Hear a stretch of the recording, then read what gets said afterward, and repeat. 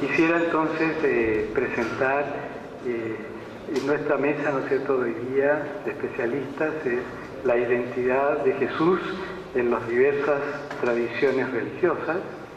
Y en primer lugar hablará el doctor profesor José Antonio Antón Pacheco de la Universidad de Sevilla, en España,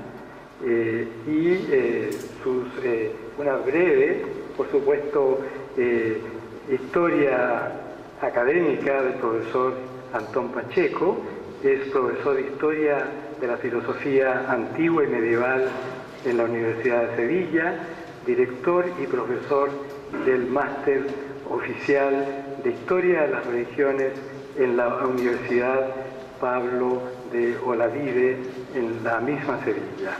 Entre sus publicaciones está un libro sobre hermenéutica espiritual, simbólica nómina, además Testigos del Instante, y sobre temas del presente, de la antigüedad tardía, del pensamiento, claro, de la antigüedad tardía y oriental. Entonces, el profesor Antón Pacheco hablará sobre la identidad de Jesús como cuestión transversal. I suppose the title in English could be the identity of Jesus as a transversal question. Bien, pues muchas gracias al profesor Óscar Velázquez y ante todo muchas gracias a la Universidad Católica de Cuyo por la amable invitación a este congreso. Bien, yo creo que de lo que podemos deducir de todos los eminentes colegas que me han precedido, hay como una idea común, que creo que participamos todos, y es que la figura de Jesús es una figura plural, es una figura poliédrica, es una figura que admite, y de hecho ha admitido, una gran variedad de interpretaciones. A eso es lo que yo llamo la transversalidad de la figura de Jesús.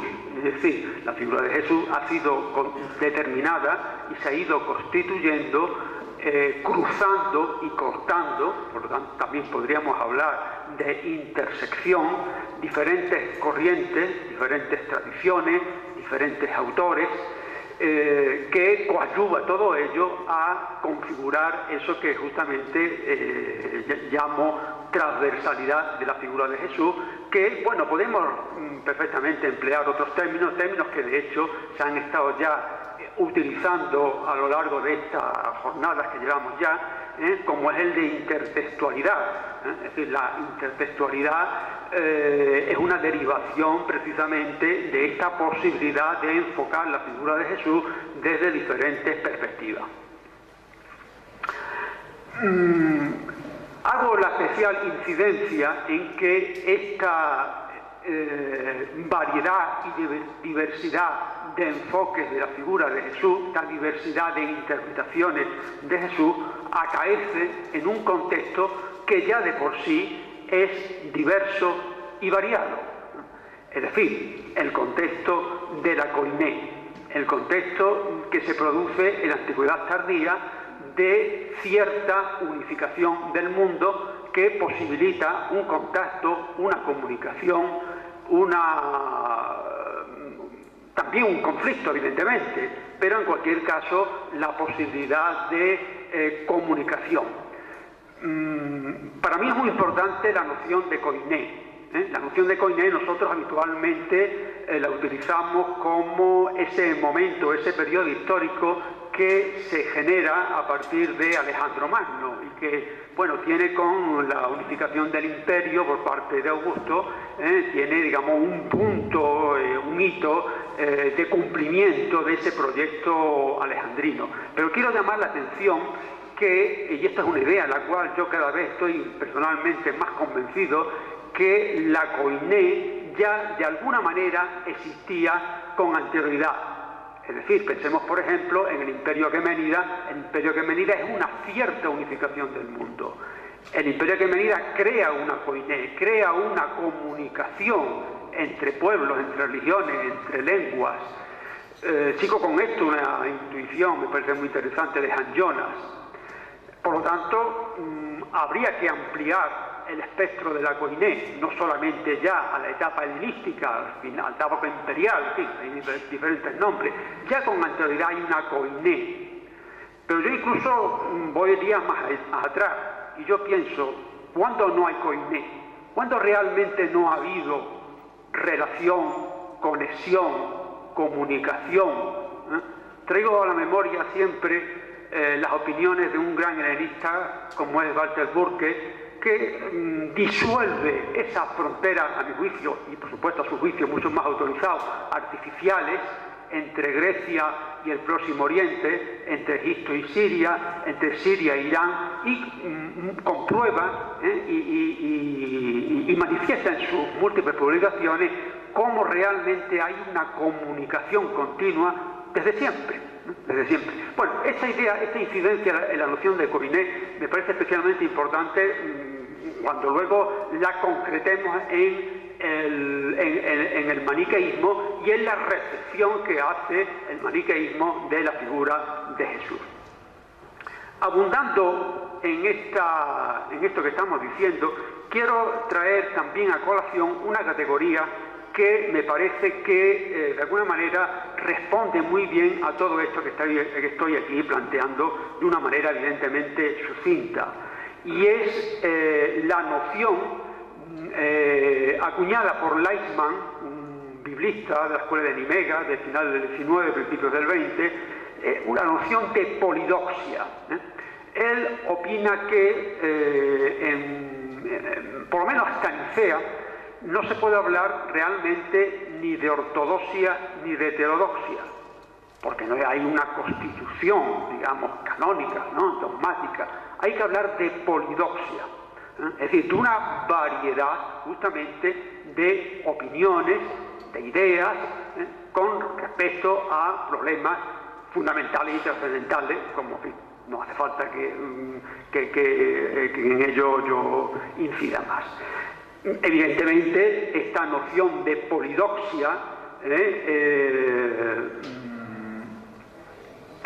dimana de forma lógica y de forma natural de un contexto de intersecciones, de transversalidad, de comunicación. Si hay todas esas interrelaciones, lógicamente también tiene que haber una variedad, una pluralidad. Relacionado con heterodoxia, ortodoxia, polidoxia, y aunque parezca contrario, pero es muy revelador, hay otro concepto acuñado por Numenio de Apamea, que es el de homodoxia. Y Numenio de Apamea, ¿a qué se refiere cuando habla de homodoxia? Pues a la pluralidad de interpretaciones del platonismo. Y él, que es, podemos decir, tal vez uno de los primeros codificadores del platonismo, lo que luego vamos a llamar el neoplatonismo, se da cuenta de que hay que unificar porque hay una variedad de hechos. Entonces él crea la noción de homodoxia. Bien, todo esto que estoy diciendo, y probablemente de forma sucinta y de forma posiblemente muy imperfecta, está recogido paradigmáticamente en el maniqueísmo. Es decir, el maniqueísmo no solamente recoge toda esa tradición de transversalidad, de polidoxia, de variedad, sino que él mismo se erige como un paradigma, como un modelo de esa transversalidad, de esa veremos si síntesis o sincretismo. Eso ya es una toma de posición, evidentemente. Pero en cualquier caso,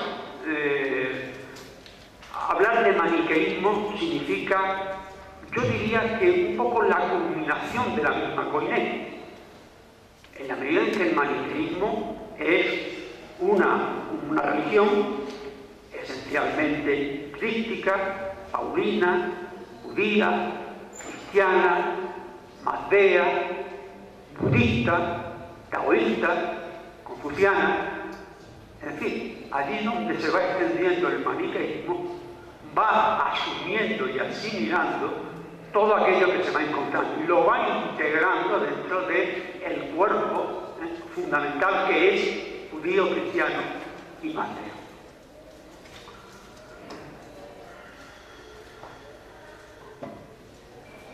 Por tanto, ver la figura de Jesús desde el maniqueísmo significa precisamente verla un poco, es hacer una historia de esa transversalidad de la figura de Jesús. Es hacer historia de la enorme variedad y la enorme pluralidad de opiniones sobre la figura de Jesús y de Jesucristo. No es lo mismo, por lo menos para mí. Vamos entonces os voy a intentar dar unas breves pinceladas de cuáles son los elementos que se van poco a poco integrando, desarrollando y luego integrando de forma consciente y coherente por Mani y por su predicación. En fin, voy a hacer una breve síntesis, voy a intentar hacer una breve síntesis precisamente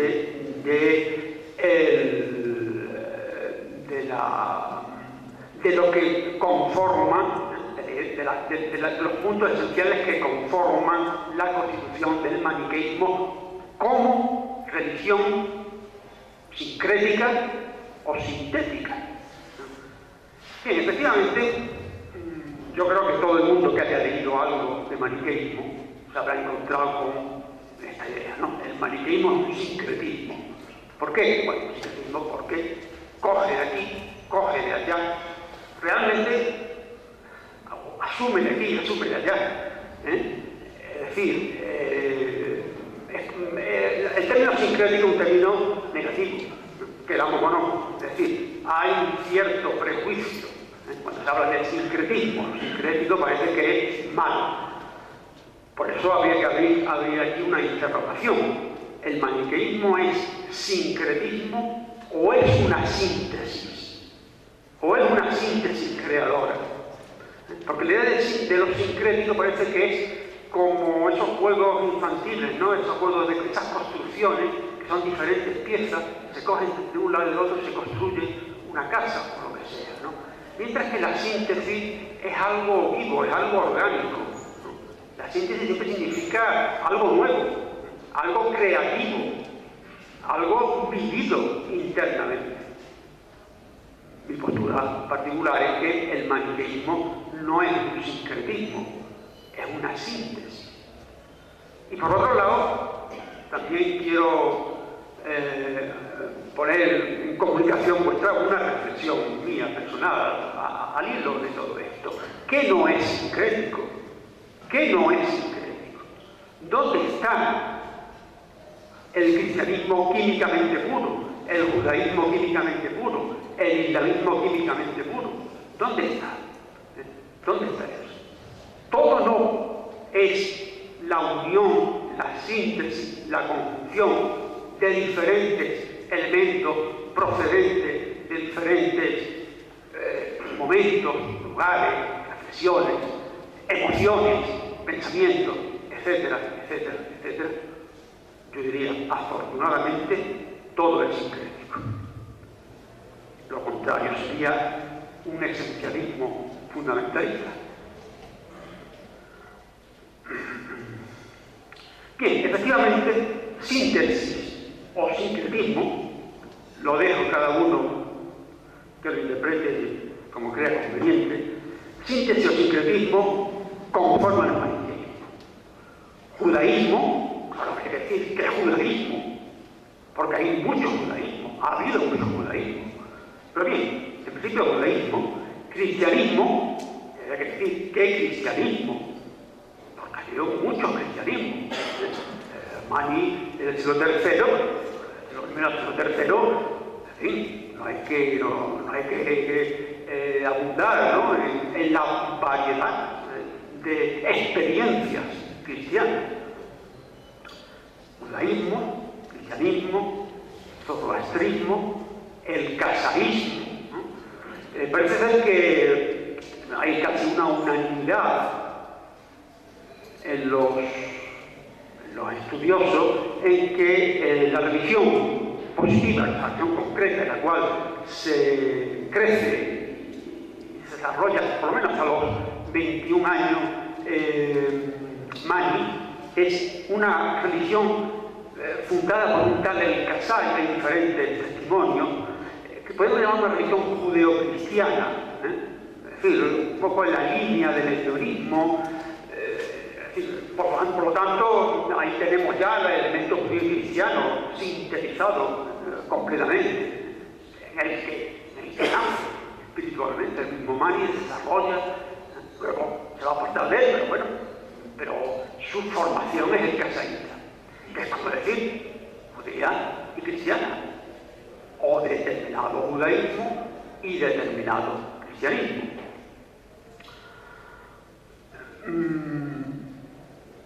El zoroastrismo es el otro elemento esencial, ¿no?, que compone Mani. Mani, como saben ustedes, no hay tampoco unanimidad de dónde era, ¿no? Pero bueno, era sirio, que como sirio en aquel momento significa decir iránico, ¿no? Hay otra línea de opinión que era parto, incluso lo ligan, lo relacionan con la monarquía parta. Bien, en cualquier caso, iranio con un trasfondo siríaco. De hecho, él era bilingüe. Su lengua materna sería el siríaco, pero también conocía el pateripacto. Incluso hay textos que pueden ser de la propia mano de Mani, que nos han llegado en pateripacto. Hay un elemento también, hay otra categoría que creo que es muy importante, muy interesante, no solamente ya para entender al maniqueísmo, sino para entender precisamente la recepción, la interpretación que Mani hace de Jesús.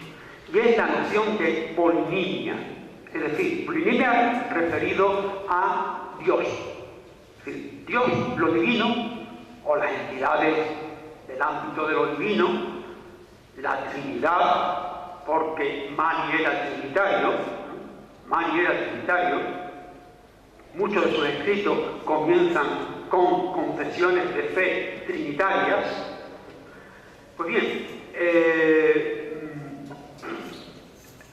la polinimia quiere decir, hace referencia a la variedad que en los escritos de Mani y en el maniqueísmo adquiere la realidad divina. Es decir, la realidad divina o las realidades divinas, Padre, Madre, Hijo, que esa es la formulación trinitaria, por tanto una formulación trinitaria muy arcaica, como podéis vosotros muy bien entender, se desarrolla en diferentes niveles ontológicos de la realidad, con diferentes nombres, pero analógicamente responden a esa primera formulación.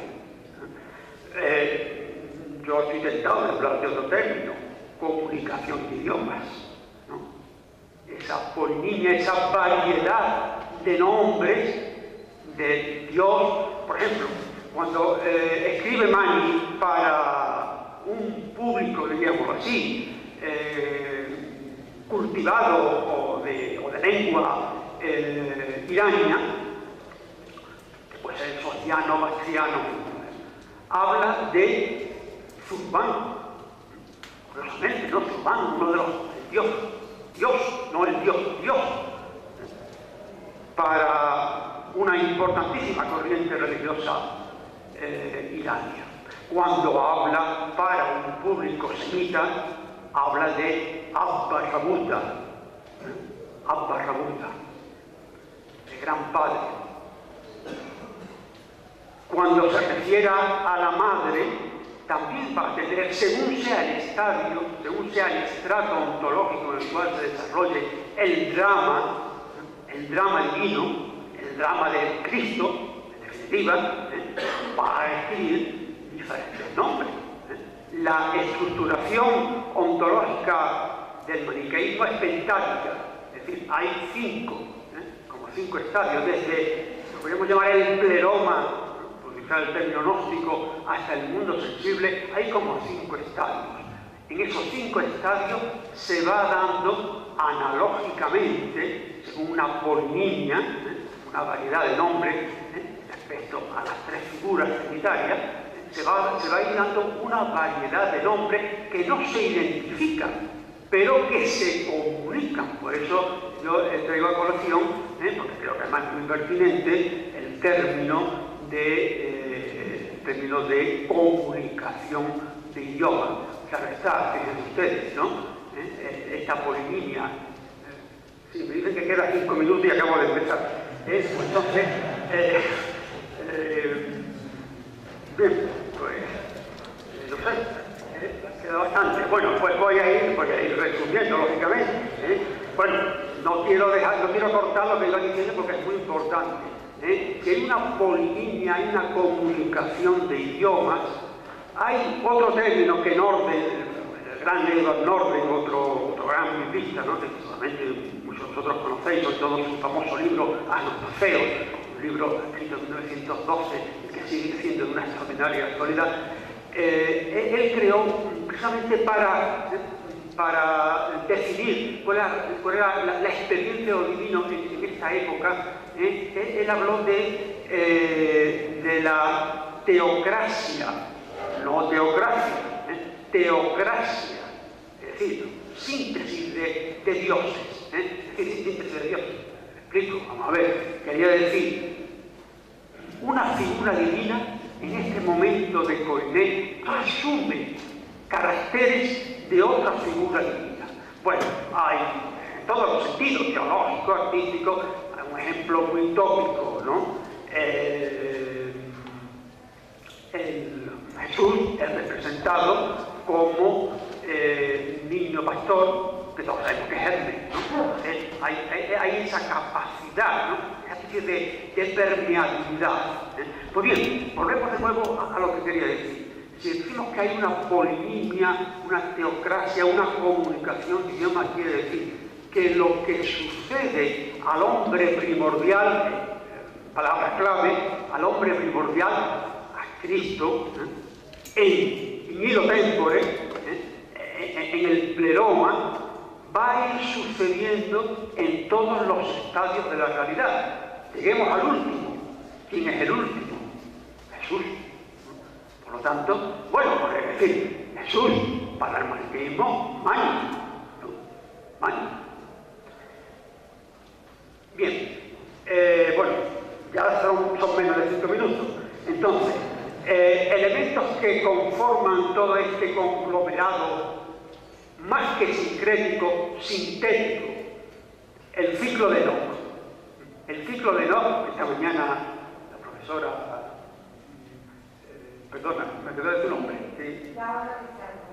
Pizarro nos ha hablado de la importancia del ciclo de Enoch, para mí fundamental para entender el pensamiento de la antigüedad tardía, y porque además justamente nos plantea un judaísmo distinto, diferente al que generalmente se admitía. Un judaísmo esotérico, visionario, místico, no sé muy bien cómo nombrarlo, ¿no? Yo en España soy un amigo de Carlos Segovia, que es alguien que estudia, un discípulo de Boccaccini y de Sacchi, y le digo, bueno, ¿qué nombre le vamos a dar a este judaísmo, no? Y bueno, y tampoco lo tiene muy claro, ¿no? Pero bueno, hay un judaísmo que escriturariamente procede del Segundo Templo, pero que no sería nada extraño que procediera de unos estratos anteriores al judaísmo del Segundo Templo, y que está paradigmáticamente recogido en los ciclos de Enoch, ¿no? El primer Enoch, el etiópico, el eslavo, luego el tercer Enoch, todo eso. Claro, y fijaos que en Enoch, en la teología de Enoch, en el ciclo de Enoch, que es importante, el gran hombre, que en principio hay una cierta ambigüedad. ¿Quién es el gran hombre? Es Enoch, es una figura no muy controlada, luego va a ser Enoch, un poco Enoch asume. Claro, de ahí va a provenir todo lo que es en los contextos de Metatron, de Adam Kazmón, va a proceder la literatura de la Hecalot, la Marche Bereshit, la Marche Merkabah, el Sefer Yeshirah, que se centra en la idea de un Yahvé pequeño. Llegan a llamar a la figura del macrántropo, a Adam Kazmón, Cristo. Bien. Entonces, en ese sentido, el ciclo de Enoch en sus diferentes estratos escriturario es un elemento esencial con todo lo que conlleva el viaje visionario, el viaje al cielo, la apocalíptica en el sentido estricto del término, es decir, la revelación, un ángel que se revela, todo eso lo vemos en Mani. Eso lo vemos en la vida de Mani, que se nos ha conservado además, ¿no? Es decir, podemos rastrear perfectamente la trayectoria del ciclo de Enoch a través de la vida de Mani, como podemos rastrear las cartas de San Pablo a través de la vida de Mani. Imitator Pauli, le decían los discípulos de Mani a Pablo, ¿no? El imitador de Pablo, ¿no? De hecho, Mani decía que él era el que verdaderamente había entendido a Pablo. Los demás sabían que él era el imitador de Pablo. Por tanto, ciclo de Enoch, tengámoslo en cuenta, ciclo de Enoch, que la ciclo de Enoch no solamente aparece. ¿Me importa cuando? Sí, bueno, bien. Realmente todos los otros elementos de los que iba a hablar están relacionados, están interrelacionados. Hay otro muy importante y fundamental, y con esto voy a acabar: la teología del Verus Profeta. ¿Qué es la teología del Verus Profeta? La teología del Verus Profeta, tal cual la tenemos recogida en las pseudoclementinas. Voy a leer un textito muy corto de la homilía segunda, capítulo 6, pseudoclementina. Dice: el profeta de verdad es aquel que conoce todas las cosas de todos los tiempos, las cosas pasadas como han sido, las presentes como son, las cosas futuras como serán. Es inefable, misericordioso y el único que ha recibido la misión de mostrar el camino de la verdad. Bien, la teología del Verus Profeta es una teología que se inserta dentro del judaísmo esotérico, enóquico, visionario, etcétera, etcétera, que mantiene que a lo largo de la historia Dios ha ido suscitando profetas de tal manera que nunca quedara una etapa histórica sin un profeta que mantuviera viva la tradición. Adán, Noé, Moisés, Seth, recordemos los cristianos, Melquisedec, Jesús. Desde la teología del Verus Profeta, según las pseudoclementinas, es decir, según los judeocristianos, Jesús es no un profeta más, pero no es hijo de Dios. Jesús es la culminación de la trayectoria, de la cadena del Verus Profeta. ¿Qué es lo que hace Pablo? Identificar a Jesús con el macrántropo, el Adán Kazmón, el verdadero Adán, es decir, con Cristo. Para Pablo, Jesús es Jesucristo. La experiencia paulina es la experiencia cristiana paulina es la experiencia en la cual Jesús se identifica con esa realidad, con la Jommá, con la sabiduría, con el logo, como una realidad preexistente, etcétera, etcétera, etcétera. Hay mucho de sapiencial en todo esto. Hay mucho de sapiencial en todo esto. ¿Cuál es la experiencia cristiana de la pseudo-clementina? Jesús no se identifica con Cristo, con el urmenos, ¿no? Con el protohombre. Es un gran profeta, pero no es. ¿Qué es lo que añade Mani? Jesús, por supuesto, y hay confesiones de fe continuas referidas a Jesús por parte de Mani, pero Jesús, incluso yo creo que Mani creyó que era el último profeta, pero no la culminación de la cadena. La culminación era el mismo, el propio Mani, el sello de los profetas. ¿Qué vendrá después? Muhammad. El sello de los profetas es Muhammad. Incluso hay una rama del Islam, como es la Ibn Arabi, donde el sello de los profetas es Jesús, no Mahoma. Para Ibn Arabi, el gran sufí, es Jesús. Mahoma es algo así como el Espíritu Santo concretado. Con lo cual, pues, si acaso en el diálogo podemos concretar algo más.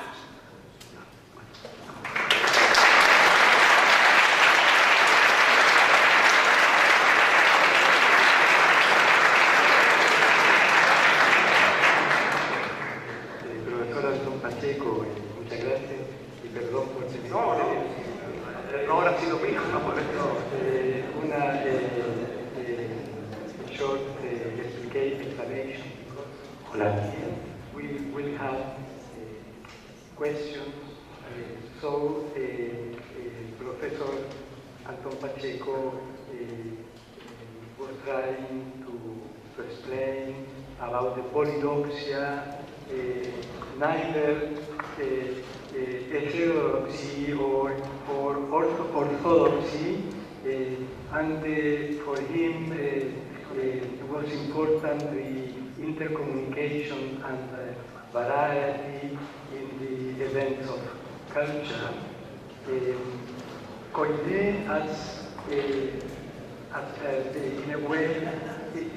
in a way to say that the intercommunication and communication exists inside the culture. And he talked about the divisions between Greece and the Orient. And to finish, he was talking about the Manichaeism as a syncretic, first of all, religion, but afterwards he talked about the importance of considering Manichaeism as a creative synthesis. So now we will have time for Professor Horacio Esteban Correa. Él es licenciado y profesor en Historia de la Universidad de El Salvador, especialista en estudios árabes, americano-árabes e islámicos. En la universidad, ha trabajado en la Universidad Nacional del 3 de febrero y además es magíster en diversidad cultural de la Universidad Nacional del 3 de febrero. Para ser breve, entonces, ahora dejamos la palabra al profesor Correa. Muy buenas tardes. Bueno, quiero agradecer al doctor García Bazán por la invitación y por el esfuerzo de este congreso tan importante, y también a la doctora Patricia Singer también por la invitación y la formalización de este evento. Gracias. En principio quiero hacer una aclaración que siempre la gente me pregunta, es que si soy musulmán. Bueno, no lo soy. Soy católico apostólico romano, de nacionalidad argentina. Yo veo el Islam o el mundo árabe islámico desde afuera, o sea, como una disciplina científica. Y quería hacer algunas aclaraciones respecto de esta cultura, de esta religión, que está hoy en día por acontecimientos políticos, económicos y estratégicos muy estereotipadas. Algunas cositas para aclarar. Por ejemplo, cuando hablamos de árabe, estamos hablando de una categoría lingüística, de la palabra, de hablar árabe, ¿no? De hecho, si nosotros vamos al origen de esta palabra, la palabra árabe, en árabe, viene de ese verbo, que está ahí, que es áraba, que es una de las formas, que quiere decir hablar claramente. O sea, el árabe en sí, como lengua, connota esto, hablar claramente. Áraba quiere decir eso. Es una categoría lingüística, no religiosa ni tampoco nacional.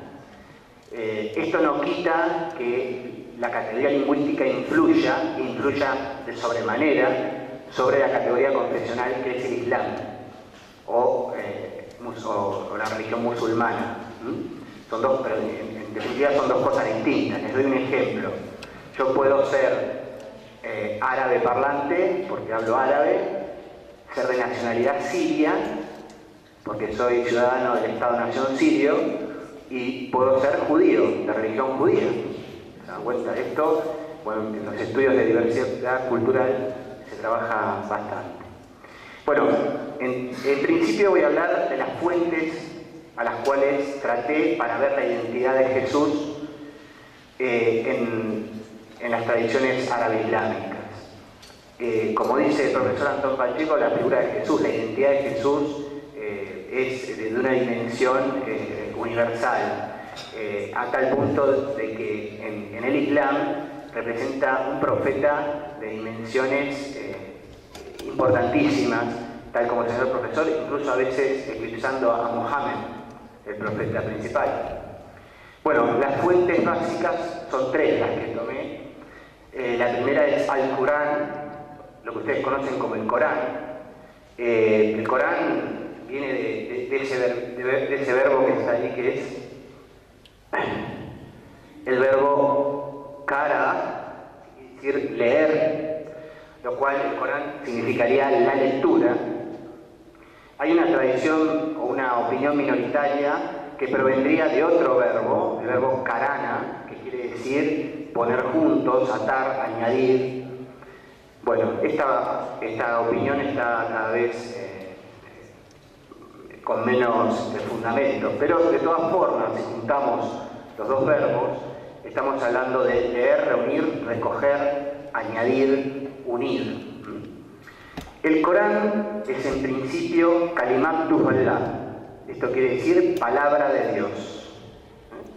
Es un discurso divino del cual el profeta Mohammed, alayhi as-salamu, se dice cuando se menciona un profeta, con él sea la paz, fue solo un transmisor diligente, o sea, un rasul, un enviado. En ninguna etapa de las ediciones del Corán, en lengua árabe, se coloca el nombre de Mohammed como autor, como sí ocurre en las ediciones occidentales.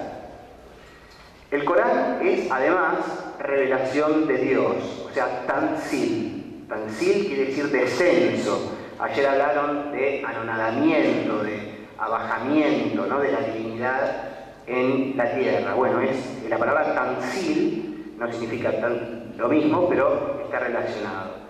Esta revelación comienza cuando el profeta se encarga de su misión en un retiro en la cueva de Hira, 610 después de Cristo, año de nuestra era, cuando el ángel Gabriel, Jibril, para la tradición islámica, le mostró una tabla luminosa a la que el profeta respondió que no sabía leer. Según la tradición, el ángel Jibril lo envolvió y lo que Mohammed debía leer se grabó en su corazón. Acá también hay un concepto muy importante de la tradición islámica, el concepto del corazón, de qalb. y el concepto de Nur al-Sir, que es el centro del corazón, el centro del secreto, donde está la revelación. Otros nombres que recibe el Corán: Al-Kitab, el libro; At-Tanzil, la revelación; Ad-Dhikr, el recuerdo. Se encuentra dividido en suras, que son secciones. En Occidente lo hemos traducido incorrectamente como capítulos, que nada tiene que ver este vocablo con el uso coránico. Las suras, además, se separan unas de otras por algunas frases de loa a Dios, por ejemplo, el nombre del Altísimo, el nombre del Todopoderoso, del Misericordioso, y se especifica si la revelación fue dada en la Meca o en Medina. Las suras, a su vez, se dividen en ayat, nombre del cual proviene el castellano aleya, que en el significado coránico no quiere decir versículo, que es como lo traducimos en Occidente, sino más bien signo o milagro. O sea, cada ayat representa un signo o un milagro. O sea que esta Kalimatus Allah tiene una connotación eminentemente simbólica. Muy bien. La otra fuente que vamos a tomar son los ahadith, que estoy hablando en plural.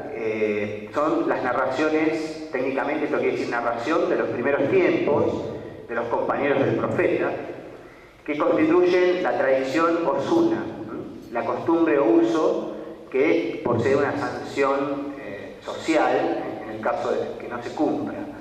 Por ejemplo, Sunnatul Nabi, que es decir costumbre del profeta.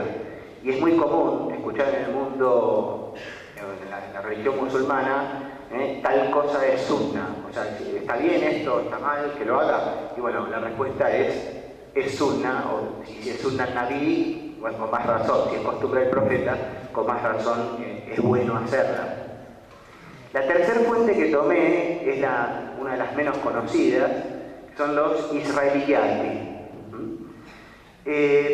Los israeliyati se encuentran en los comentaristas del Corán, los místicos y los compiladores de cuentos. Según la clasificación tradicional, pueden tener son de tres tipos. Primero, narraciones ejemplares didácticas sobre cuestiones religiosas, existenciales, espirituales, hechas en un tiempo indefinido en el periodo de los antiguos israelitas. Dos, narraciones consideradas como históricas, o sea, hechos históricos, que sirven de complemento a la información suministrada en los libros revelados respecto de los profetas. Acá al final de la ponencia yo les voy a mostrar un israeliyati donde habla de Jesús, ¿no? Como no se sabe si esto es real, si es histórico o es una fábula. Y tercer punto, fábulas folclóricas prestadas de fuentes judías. La línea divisoria entre estas tres categorías es muy tenue y su orden cronológico también es difícil de establecer. Este tipo de cuentos y leyendas proféticas aparecen muy temprano en la literatura y muchas pertenecen a la época de la Égira, la época de la huida de Madonna a la Meca. En general, muchos de los eruditos los consideran como cuentos introducidos por judíos conversos en los primeros tiempos del Islam, o por árabes en contacto con judíos antes de su conversión al Islam. Hay un libro que se llama Kitab al-Mujtabā, que tiene como subtítulo justamente Israeliyat, que fue compilado por orden de Muawiyah, que es el primer califa umayya. Este es cuando justo se produce la división histórica del Islam entre chiitas y sunitas. Y se sabe que Ibn Hisham, muerto en el 218 de la era musulmana, hace extractos de este libro, lo mismo que Al-Hasan al-Basri, muerto en 110, también lo hace. Tenemos que entender que toda esta zona del Medio Oriente, el Medio Oriente es una construcción ideológico-estratégica de Occidente, ¿no? Sobre todo a partir del siglo XX. Es un mar de culturas. O sea, el concepto de frontera, como se entiende en las culturas más europeas, no existe. Con lo cual, este mar de culturas, de tradiciones y religiones hacía que de un lado para el otro se se promovieran estos contactos. Bueno, voy a entrar entonces a Jesús en sí. Bueno, el Corán se refiere a Jesús en 15 suras y 93 ayat. En estas citas se basa la cristología musulmana. En ellos se encuentran varias tradiciones que contienen alusiones a la infancia de Jesús, tomadas de los evangelios apócrifos y de la literatura mística cristiana. Por ejemplo, ese conocido episodio en el cual Jesús crea pajarillos de arcilla, bueno, está en el Corán. Los nombres que recibe. Bueno, es mencionado como Al-Masih 11 veces, o sea, como Mesías.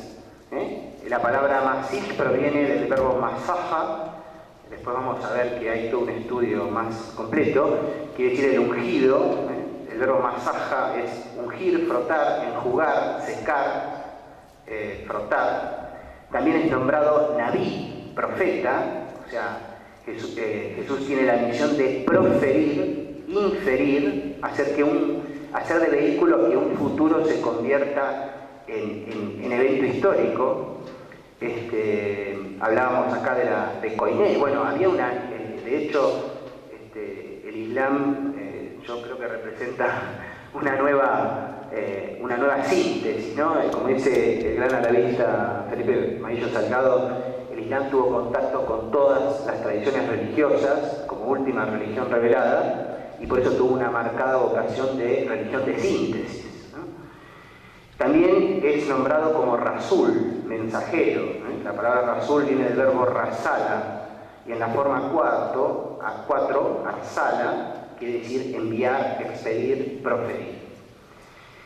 También es nombrado, como ven aquí en el PowerPoint, Isa ibn Maryam, Jesús, hijo de María.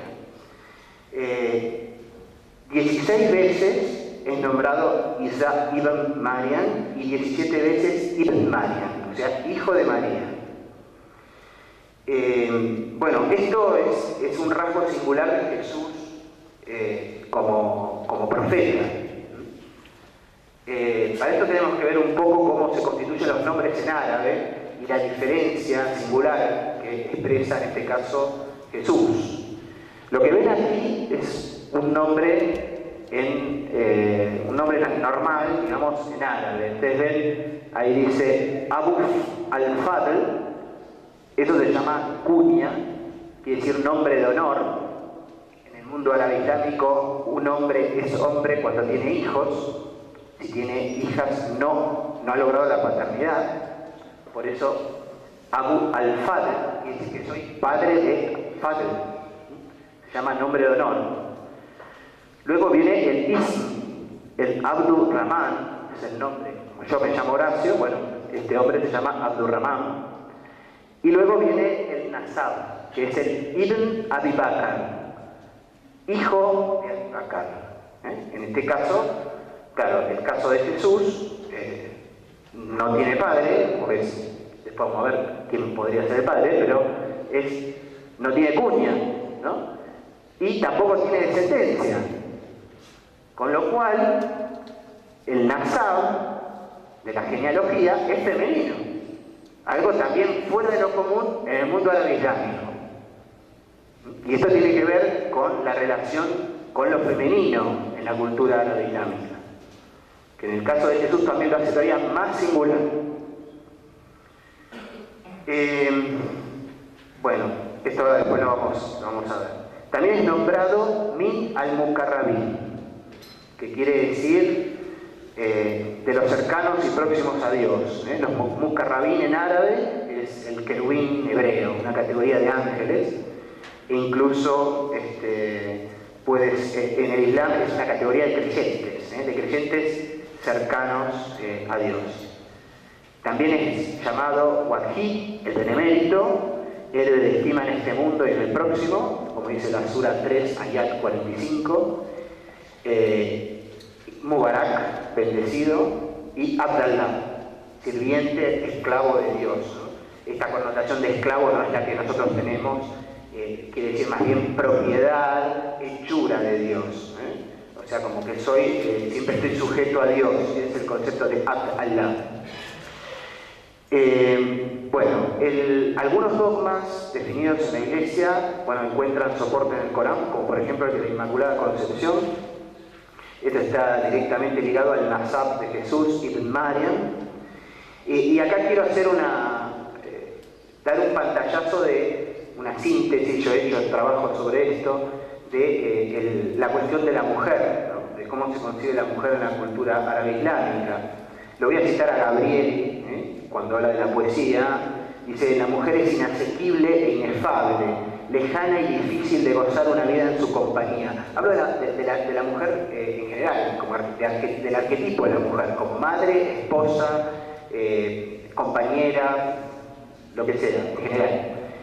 En la poesía antiislámica no hay figura femenina que tenga verdadera vida, sino solo innumerables fantasmas evocados por los poetas como monótona existencia de imágenes y vocabulario casi siempre como un bien perdido. La mujer es inasequible, ¿no? De esto va a surgir una corriente poética, histórica y literaria en el mundo árabe islámico, que es lo que se llamó el amor cortés, el Banu Utri. Utri quiere decir el amor puro, casto y virginal. Maillo Salgado señala: la representación de la mujer es negativa y se agota en el tintineo de un brazalete, en el aroma del almizcle que emana de su cabellera. De estas expresiones y de lo inasequible de la mujer se deriva el concepto de fitna, que quiere decir seducción y sedición al mismo tiempo. O sea, seducción y sedición y revolución. O sea, como que esta palabra fitna, en árabe casi todos los verbos son trilíteros, viene de fatana, que quiere decir seducir, justamente. O sea, la fatana es como que destapa, digamos, esa energía que ni siquiera la propia mujer puede controlar. En esto se refiere, Carl Jung ha tomado en un libro, creo que es Psicología de Transferencia, señala la forma de la Hawa, que en árabe es Eva, como el aspecto más primitivo de la mujer, ¿no? El aspecto que con su preñez, con su ritmo doméstico, desvía al hombre de la vocación, de alguna forma, ¿no? Por todo esto, esta cuestión del tema del Nasab de Jesús es fuera de lo común, ¿no? Fuera de lo común. El nombre para la Virgen en árabe es Al-Adra, así es como se designa a la Virgen María en árabe. Al-Adra viene del mismo campo semántico que Adra, que quiere decir ninfa, y se deriva de esta tribu que llamamos Banu Utra, de donde viene el nombre Utri, que quiere decir puro, casto, virginal, platónico, inmaculado, etcétera, etcétera. Lo que se ve de todo esto y de todas estas fuentes, sobre todo el Corán, es que, María representa una gran mujer, una mujer santa,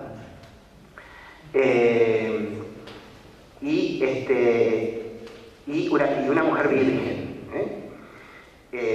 María recibe el Espíritu de Dios, Ruh Allah, a quien la tradición identifica con el ángel Gabriel, Jibril. Sura 19, ayat 17, dice: le enviamos nuestro espíritu y este se le presentó como un mortal acabado. Jibril anuncia el milagro del nacimiento virginal de Jesús. Esto está en la Sura 21, ayat 91. Dice: y a la que conservó el Espíritu de Dios su virginidad, infundimos en ella nuestro espíritu e hicimos de ella y de su Hijo signo para todo el mundo. Hay autores alemanes que hablan de elementos de la teología cristiana en el Islam. Por cuestión de tiempo no me voy a referir. Existe otro dato importante en cuanto a María y Jesús. El tema del pecado original, por ejemplo, esto no existe en el Islam. la idea del pecado original transmitido a los descendientes de Adán no existe, y hay una nota concerniente a María y Jesús, aceptada por un comentarista del Corán que es Al-Bukhari, muy importante, y que está en los hadith, de que Jesús y María han sido preservados de todo contacto con Satán, a diferencia de el resto.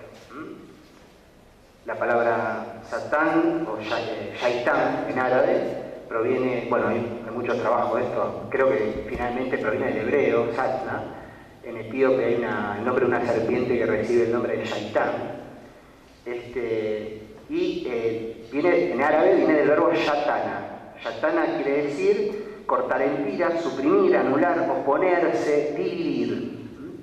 El diablo tiene muchos nombres en árabe. Otro muy importante es garrar, del verbo garra, que quiere decir engañar, seducir, inducir al peligro, etc. O sea, en este caso, bueno, tanto Jesús como María han sido preservados del toque de Satán. Bueno, Jesús y la palabra de Dios. Habíamos hablado de que el Espíritu de Dios, Ruh Allah, tiene un cuerpo, que es el Kalimatu Allah. O sea, la palabra de Dios vendría a ser el cuerpo. O sea, el Corán, que es palabra de Dios, representa el cuerpo, la parte física de ese Ruh Allah, que es el Espíritu. Voy a citar a Titus Burkhardt, ¿no? Dice: la civilización hispanoárabe es ante todo lingüística, y esto en primer lugar porque el Corán es un texto árabe, es considerado palabra de Dios. La doctrina islámica ve en la palabra coránica la expresión misma del Espíritu de Dios y venera su forma escrita como el cuerpo del verbo.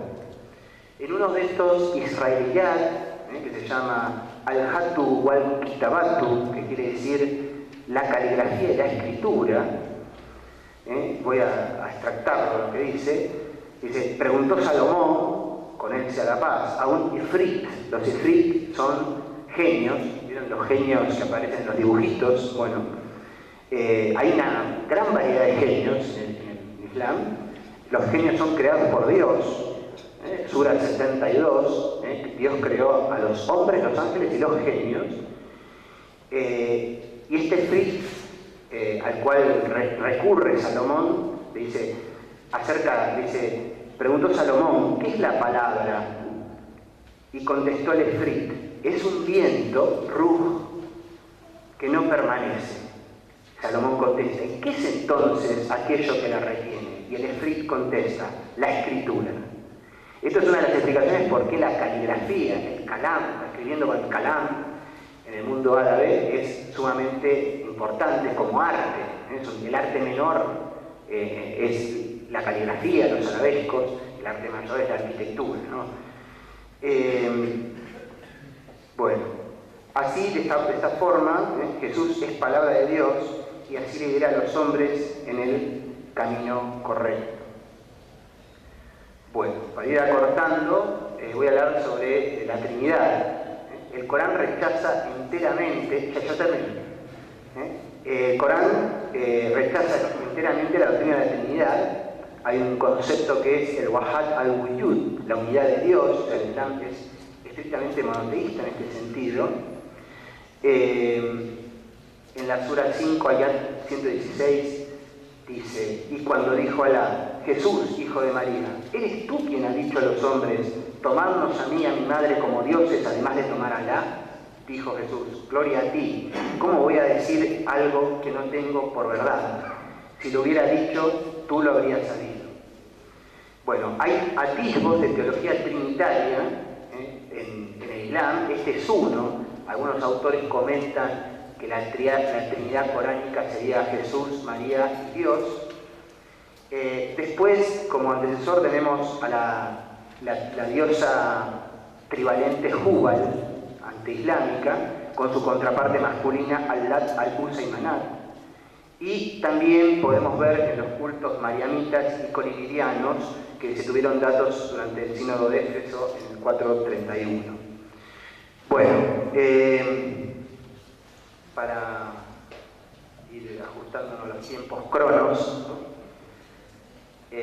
Bueno, este es un israeliyat completo que habla sobre Jesús. Es un cuento didáctico con alguna enseñanza moral. Se llama Isa Washun Shumantu, que quiere decir Jesús y la calavera. Bueno, el cuento dice: se cuenta una vez en los israeliyat que Jesús, hijo de María, con él sea la paz, viajaba y encontró una calavera cariada, y la calavera se le pone a hablar a Jesús, diciéndole que él era el hijo del rey Malik, por ahí van a ver, Malik del Yemen, que había fundado miles de ciudades, había tenido miles de hijos o engendros, hijos o aladas, ¿no? Y que había desflorado 1000 vírgenes, que había sido un gran guerrero, que había tenido todas las riquezas, pero que ahora solamente era una calavera, ¿no? Como diciéndole que, bueno, todo lo material desaparece. Y bueno, el cuento termina como que, bueno, Jesús se dio cuenta, acá está la palabra esta garratni, que viene de garra, el verbo ilusión, esto es uno de los nombres que tiene el diablo, garrar, y Jesús se dio cuenta que era una ilusión y bueno, y como que se alegró de que todo eso no fuera verdad, pero bueno, que era una enseñanza que provenía de lo que le decía la calavera.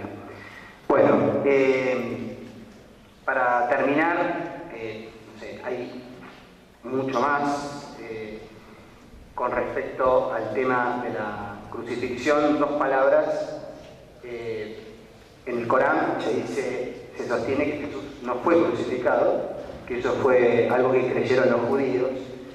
Está en la Sura 4, ayat 157, 159, 160, etc. Lo que quiero destacar acá es que en estas ayat 2 veces se dice la palabra tawafa.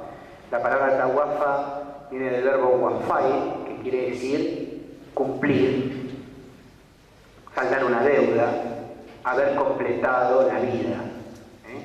Es el verbo que utilizan los árabes para la palabra morir. Tawafa quiere decir morir en forma bendita, o sea, en forma justa.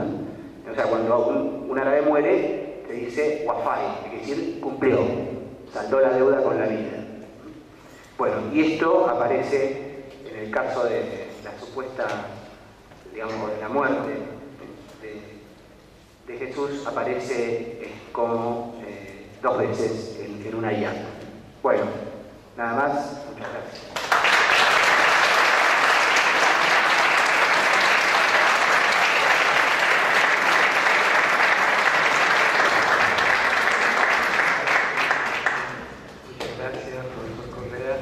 Para dejarle todo el tiempo posible a la profesora Cecilia Inés Avenatti de Balungo, no haré ningún resumen y quisiera muy brevemente decir que la profesora Avenatti es doctora en letras y se desempeña como profesora titular de estética en las facultades de filosofía y letras, teología, maestría en comunicación audiovisual y doctorado en letras en la UCA y en la Facultad de Filosofía de la UNSA.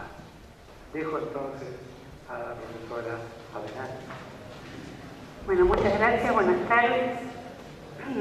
Yo quiero en primer lugar y muy brevemente agradecer a la doctora Patricia Ciner esta invitación, pedir disculpas porque mi ponencia está anunciada en otra mesa, que es la que compartíamos justamente con la doctora Ciner y con la doctora Raquel Fischer, cuyo tema es la mística en la patrística. Bueno, pero por razones de fuerza mayor tengo que volver esta noche a Buenos Aires, y entonces la doctora Patricia Siner me ofreció compartir esta mesa, que providencialmente, por este modo como a veces se arman los tiempos y los lugares de las personas, cuadra con la temática en el sentido que es la identidad de Jesús, el tema que yo voy a tocar, en la mística, en una zona muy particular de la mística, que es la del lenguaje poético. Es así como yo he pensado este título que está anunciado, la herida y nupcialidad en Orígenes y en Teresa de Ávila. El lenguaje poético místico de la identidad de Jesús. Es decir, es un acceso a la identidad de Jesús a través de una zona que ha vivido con cierta marginalidad dentro del contexto cristiano. Voy a leer, para poder ceñirme al tiempo que me han otorgado. El primer punto, son 3 puntos. El primer punto a considerar es el siguiente: el cantar bíblico como fuente primordial del lenguaje místico cristiano. Mientras el vaso se quebraba en 1000 pedazos y el nombre del maestro era abucheado y vilipendiado, el perfume de su bálsamo exhalaba y llenaba toda la casa. No hay en la iglesia ningún hombre que haya permanecido invisiblemente tan omnipresente como Orígenes. Con esta figura genótica expresa el teólogo Hans von Balthasar la paradójica persistencia del alejandrino en la 2 veces milenaria vida cristiana, a la vez que propone con osadía que, cito, es imposible sobreestimar a Orígenes y su importancia para la historia del pensamiento cristiano. Situarlo junto a Agustín y Tomás es asignarle el lugar que le corresponde en esta historia. Bastan estas 2 consideraciones para justificar que no nos vamos a detener a probar la relación de intertextualidad entre Orígenes y Teresa, dada la omnipresencia de Orígenes en la tradición cristiana y sobre todo en la gestación del lenguaje místico. Es por ello que optamos por mostrar cómo estos 2 grandes místicos descubrieron en el texto del Cantar de los Cantares la fuente a partir de la cual gestaron, cada uno en su tiempo, un lenguaje para expresar la experiencia cristiana de la unión con Dios. En el horizonte de esta relación entre la experiencia mística y las figuras del lenguaje poético, situamos esta reflexión.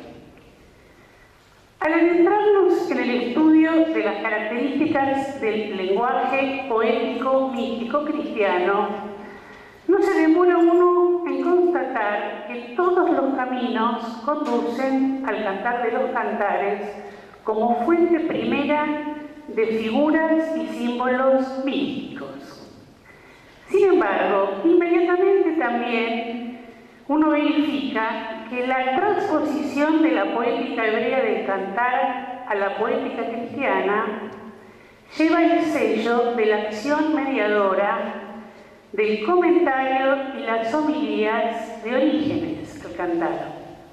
En la medida en que estas 2 obras de la teología patrística iniciaron y dieron impulso al desarrollo de 2 de las figuras de mayor perduración en el lenguaje cristiano de la unión con Dios, la herida de amor y la mística nupcial, que Orígenes presentó en articulación con el dinamismo interior y exterior de su doctrina de los sentidos espirituales. Desde el punto de vista poético-místico, entre las recepciones relevantes de la interpretación origenista del cantar, junto a la inmediata apropiación de los padres, Gregorio de Onisa y Gregorio Magno, entre los más significativos, y a la posterior recreación de Bernardo de Claraval y de Hildegardo de Bingen en el siglo XII, y más allá de las versiones poéticas en lengua vernácula de las beguinas Matilde de Magdeburgo y Jade de Villambérez en el siglo XIII, y de los representantes de la mística renana del siglo XIV, las figuras de Teresa de Ávila y de Juan de la Cruz sobresalen por su valor literario, su modernidad y su proyección sobre nuestra lengua castellana. Ahora bien, la relación entre Orígenes y Teresa, que es donde nos vamos a concentrar, ha sido puesta de relieve tanto por los estudios patrísticos como por los estudios teresianos. Aunque hasta donde hemos podido comprobar, la cuestión a la que nos vamos a referir nosotros no ha recibido un tratamiento específico, si la cuestión desde la perspectiva del lenguaje poético místico. Basten estos dos testimonios que voy a citar como confirmación de la presencia indirecta de las figuras origenianas en el lenguaje místico de Teresa de Ávila. Entre los estudios patrísticos es Mario Simonetti quien afirma que más allá del específico, cito, ámbito exegético, el comentario al cantar de Orígenes marcó un punto fundamental en la historia de la mística occidental hasta llegar a Teresa de Jesús y San Juan de la Cruz. Fin de cita. El sentido histórico inverso entre los teresianistas ha sido recientemente el carmelita Manuel Diego Sánchez, quien, tras recoger la tesis de Eulogio Pancho sobre la relación de la mística española con la literatura patrística, subrayó, cito, que Jerónimo y Gregorio Magno, buenos conocedores del pensamiento cristiano griego, sobre todo de la obra exegética y espiritual de Orígenes, bien pudieron hacer de filtros para hacerle llegar a Teresa lo mejor de esa teología que tenía un marcado carácter místico. Para llevar a cabo el objetivo de presentar el modo en que la herencia patrística del lenguaje poético-místico contribuyó a la configuración de la identidad de Jesús a partir de la hermenéutica alegórica de la Biblia, vamos a desarrollar la cuestión en dos partes. En primer lugar, presentaremos el proceso de gestación de la figura de la herida salutífera de la mística nupcial desde la perspectiva de la interpretación origeniana del cantar. Y en segundo lugar presentaremos, todo brevemente, la recreación teresiana de la herida como dardo, flecha y saeta de amor y la transformación de la metáfora nupcial bíblica en el símbolo del matrimonio espiritual por Teresa. Bueno, vamos a trabajar sobre el comentario y las homilías a las que ya aludimos y en el caso de Teresa, dentro del corpus, elegimos aquellos pasajes más representativos donde la figura de la herida y las nupcias aparecen entrelazadas. Logra ella configurar una misma figura de ambas. Los pasajes que vamos a tomar corresponden al capítulo 29 del libro de la vida, a las últimas dos de las moradas del castillo interior, a las meditaciones sobre los cantares de Teresa y a dos de sus poesías. Nuestro objetivo último es demostrar que la identidad poético-mística de Jesús se configura desde Orígenes a Teresa sobre la mutua implicancia de la herida de amor y la mística nupcial. En relación con Orígenes, entramos en la segunda parte. El tema será entonces ver la herida salutífera, que así la llama Orígenes, como lugar cristológico de la mística nupcial origeniana. Sobre la base del carácter poético, no narrativo del cantar, Paul Ricoeur interpretó este libro bíblico como una metáfora nupcial, a partir de la cual destacó la primacía de los movimientos del amor como eje en torno al cual se estructura el texto. Es en el escenario espacial del desplazamiento de los personajes donde el juego de deseos y presencias evocadas aparece como uno de los indicios de lo nupcial, dice Ricoeur. En este drama de búsqueda y posesión, la amada confiesa 2 veces que está enferma de amor, en el cántico 2.5 y 5.8. Más allá de la polémica en torno a las interpretaciones del cantar, en las que no voy a entrar ahora, hay una mujer que expresa su deseo de encontrar al amado y lo hace con el lenguaje de la poesía.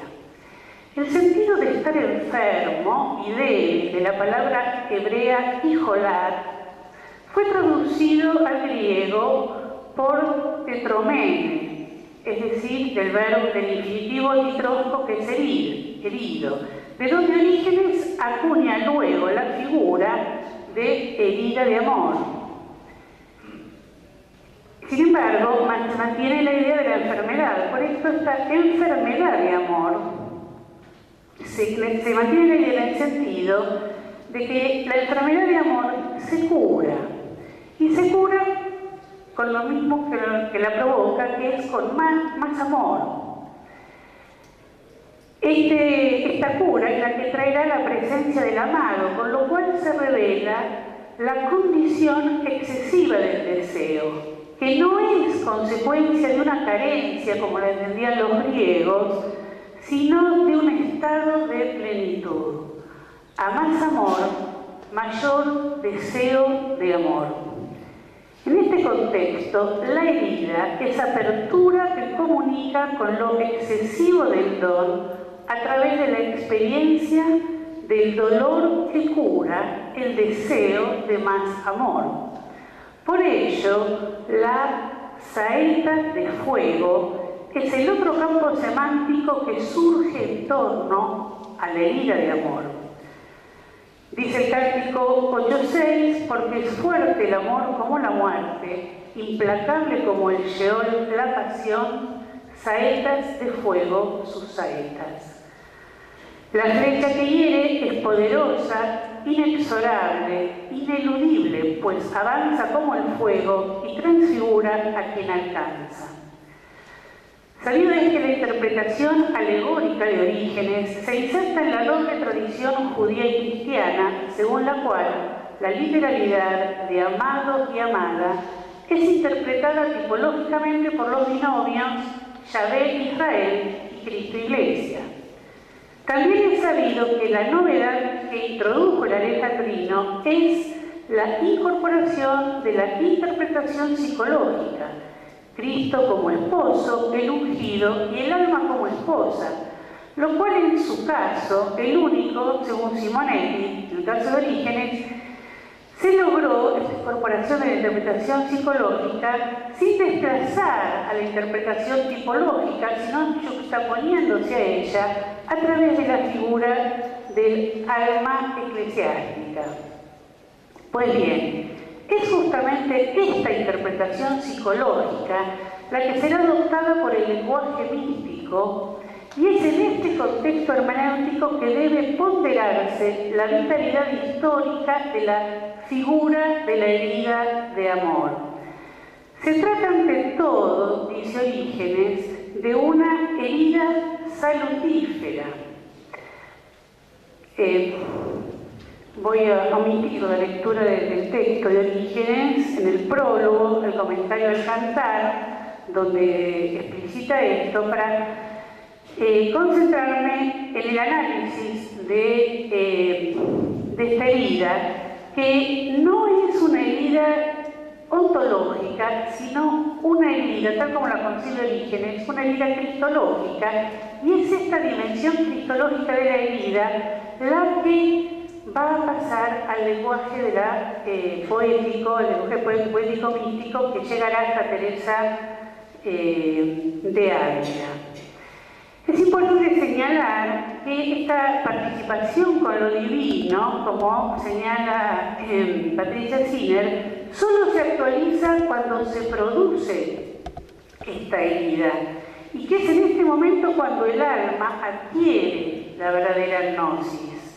Pero agrega también que para recibir la herida de Dios es necesario, cita Orígenes, desnudar los miembros, es decir, ofrecerse voluntariamente para que esta unión se produzca, porque el encuentro entre Dios y el alma es un encuentro entre dos libertades. Esta determinación cristológica de la herida de amor es fundamental para toda la herencia poético-mística. Se trata de una herida provocada por la percepción de la belleza, que es otro campo del Cantar que dejamos señalado simplemente.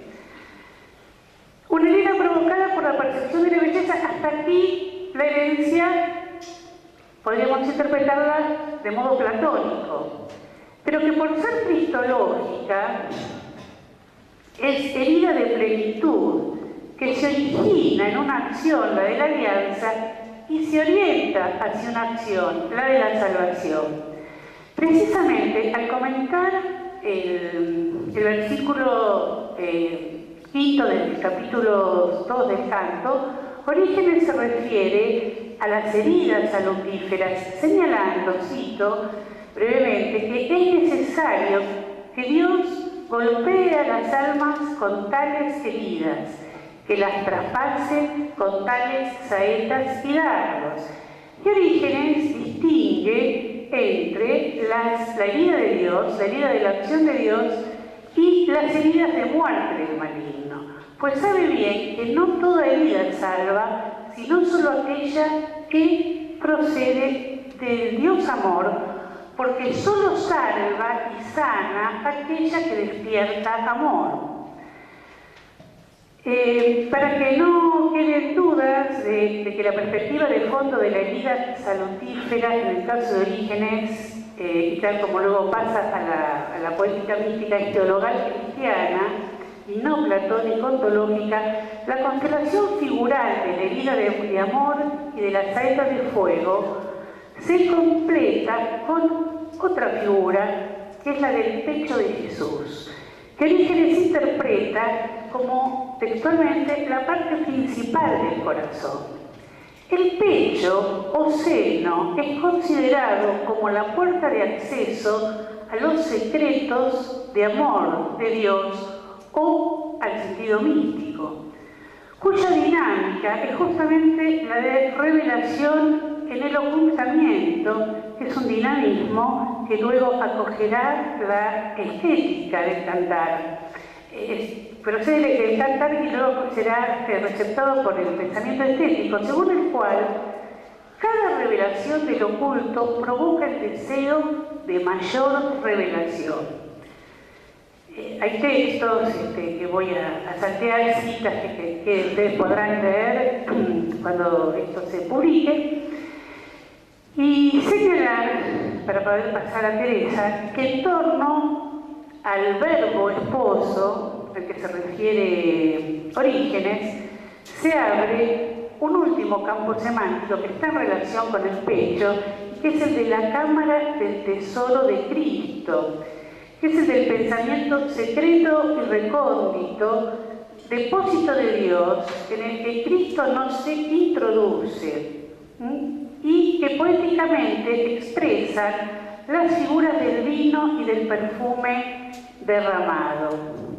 esta relación entre el pecho, corazón del esposo, con los perfumes y el vino, aparece también en la primera homilía y tiene una larga proyección iconográfica que es un motivo que llega hasta bien entrada la Edad Media. Ahora bien, el último paso de esta argumentación consiste en demostrar que la herida del corazón provocada por la saeta del amor es ya en Orígenes el lugar cristológico de las nupcias. En efecto, la herida es la estrella principal de la constelación nupcial en torno a la cual se organizan todas las otras figuras, no solo las del vino y los perfumes, sino también la del huerto, la del deseo, la del exceso y la forma del drama a la que alude Orígenes una y otra vez.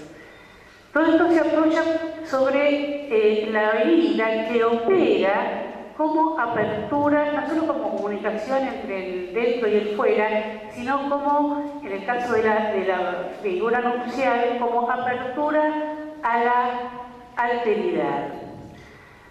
Veamos cómo recrea, varios siglos después, Teresa de Ávila, estas dos figuras. En primer lugar, nos encontramos con la Teresa que comenta el cantar. Hay muchas cosas que se podrían decir, tanto en el caso de Orígenes, cuyo comentario era mucho más extenso de lo que nos ha llegado a nosotros. Teresa, por motivos de persecución, pensemos que era el momento en que ella escribe el comentario del cantar, coincide con el tiempo en que Fray Luis de León, perseguido y encarcelado por la Inquisición por la traducción al castellano del cantar. Entonces, son apenas 2 capítulos que comenta Teresa. Sin embargo, en estas breves 8 cartillas nos encontramos con la recepción de toda esta tradición con una gran evidencia y además con una recreación. Ella no solo la receta, sino que la recrea. Dice así en el comienzo de las meditaciones sobre el cantar: «Sed bendito, Señor, que por vuestra parte no perderemos nada.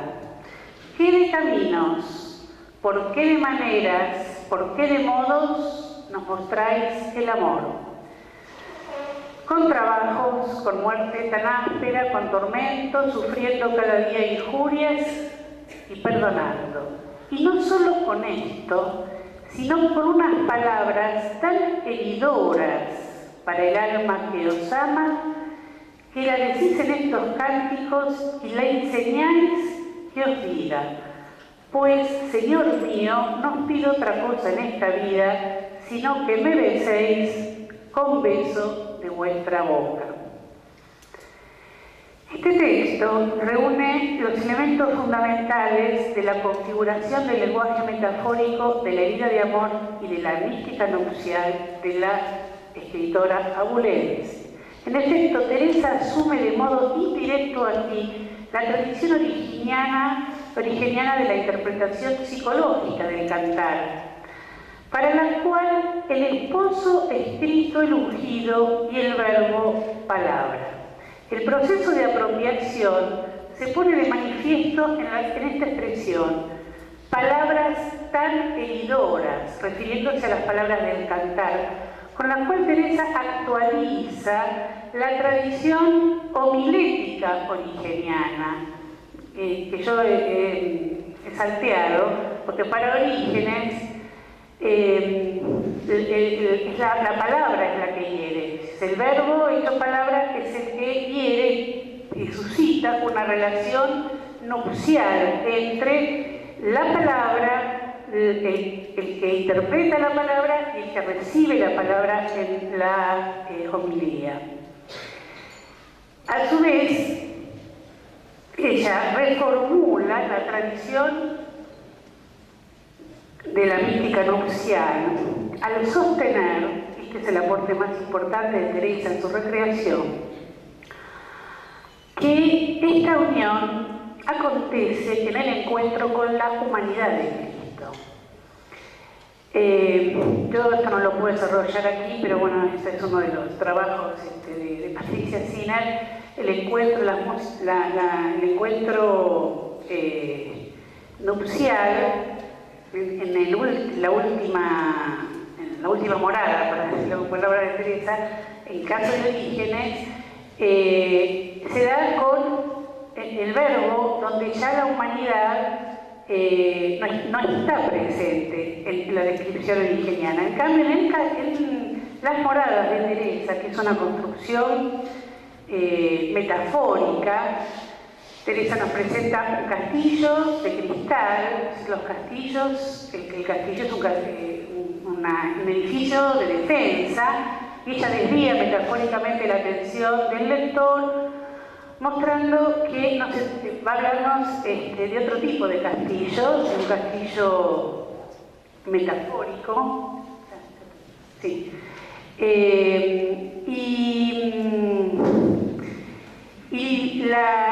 En esta última morada, es decir, esta estructura, las últimas tres moradas,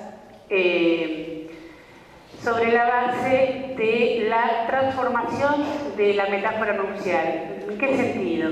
En el sentido que ella asume el lenguaje de su tiempo y va a organizar la quinta, sexta y séptima morada según la costumbre matrimonial, y aquí aporta un elemento que no estaba en el Cantar y que tampoco estaba así en Orígenes, y es interpretar la perdurabilidad del amor en un contexto social donde el matrimonio era en general un matrimonio por conveniencia. O sea, ella tiene una visión muy negativa del elemento social que constituye el vínculo matrimonial.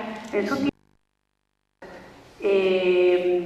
ella, y recuperar el amor como centro, ella recupera también para el matrimonio estas dos dimensiones. Quiero hacer una breve, 2 minutos, porque por todos conocidas voy a concentrarme en una imagen que es la que ella relata, la gracia del dardo de amor, que dura 11 años en su vida. A lo largo de 11 años ella tiene una experiencia mística que es la de Dios que le atraviesa el corazón con un dardo a través de un ángel. Y en esta herida que le provoca es donde ella va a ubicar, ¿no? En esta herida del dardo de amor, o también conocido como transverberación del corazón, ella va a ubicar el matrimonio de las séptimas moradas, de modo tal que esto que en Orígenes había sido una intuición genial, en Teresa es una figura inescindible. Es decir, aquí no podemos escindir la herida de amor del matrimonio. Ambas conforman una misma figura, a tal punto que las nupcias en Teresa son nupcias heridoras. Esta es me permito llamarlas así. Son nupcias heridoras, es decir, son nupcias, en el origen nos recordamos que eran salutíferas, aquí son heridoras, y son nupcias de paz, porque lo que se logra en el centro del castillo, que es donde Dios habita, es la paz, ¿no? Entre los otros discursos de la identidad, los discursos teológicos y religiosos cristianos de la identidad de Jesús, Orígenes y Teresa, ¿no? Como una de las cumbres del lenguaje místico, poético, nos entrega una figura única que pertenece a la tradición cristiana, así como está configurada, si bien podemos encontrar muchos elementos en común con la tradición de los sufíes, por ejemplo, ¿no? de la que ella es tributaria, pero eso sería otro tema a tratar. Así que bueno, muchas gracias.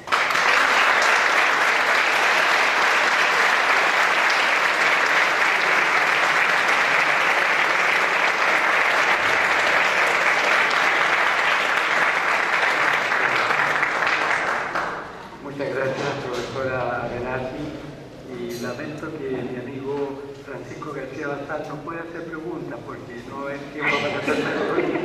Así que les agradezco a todos y podemos salir a la pausa, ¿no?